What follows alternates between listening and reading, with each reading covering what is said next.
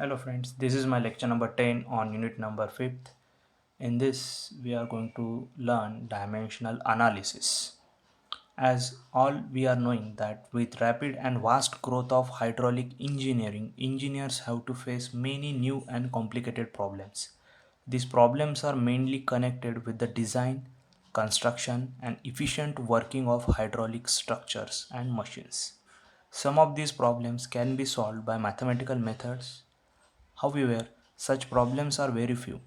Majority of problems are complex in nature. They cannot be solved by purely mathematical methods. Under such conditions, experimental methods are necessary. These experiments are carried out on scale models. The results obtained on models are required to be transformed in terms of results which can be applied to the prototype, that is, the actual full size of the device. So to carry out such transformation, dimensional analysis is very useful tool. Now to see this dimensional analysis in detail, so now first of all, let us define what is meant by units. Now units are those standards in terms of which physical quantities are measured. For example, in SI form, I can express length in meter, area in meter square. So these are called as units. Now what is mean by dimensions? So dimensions are nothing but they are the expression for the derived quantities in terms of fundamental quantities.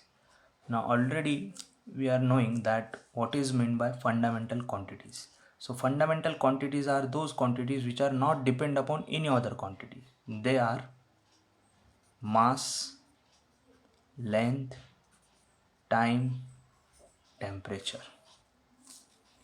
and all the other quantities which are depend upon these fundamental quantities, they are called as derived quantities, and the expression for that derived quantity in terms of fundamental quantities is called as dimensions.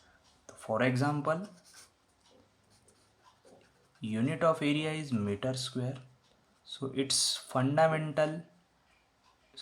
dimension is L square. Now this is the general way through which dimensions are expressed for any derived quantity. So we have to put the bracket down, and within this bracket we have to write fundamental quantity. Now as here unit is meter square, so its fundamental dimension is L square. So here I have made one table which is showing the quantity, its symbol, unit of measurement and dimensions. So I have categorized these quantities in three different classes. So one is geometric, second one is kinematic, and third one is dynamics. So you all are go through this table. So here you will find symbol, unit of measurement and dimension.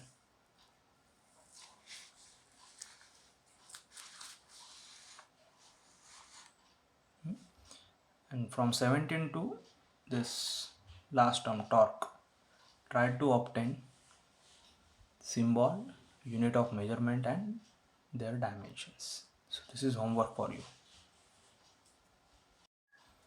Generally, dimensional analysis is based on the principle that the variables in the problem can be arranged to give an equation which is dimensionally homogeneous.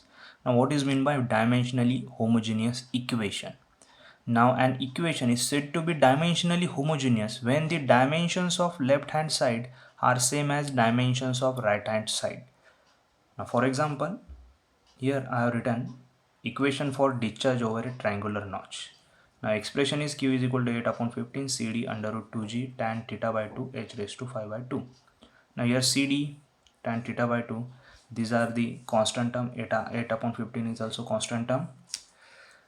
So now the dimension of left hand side is L cube t raised to minus 1, because here q, unit of q is meter cube per second. So through that you will get its dimension as L cube t raised to minus 1. Similarly, if you observe dimensions of right hand side, so here we have g term and h term. So g, unit of g is meter per second square and unit of h is meter. So through that you will get dimension of right hand side as L cube t raised to minus 1. So dimension of left hand side is equal to dimension on right hand side. So therefore this equation is called as dimensionally homogeneous equation.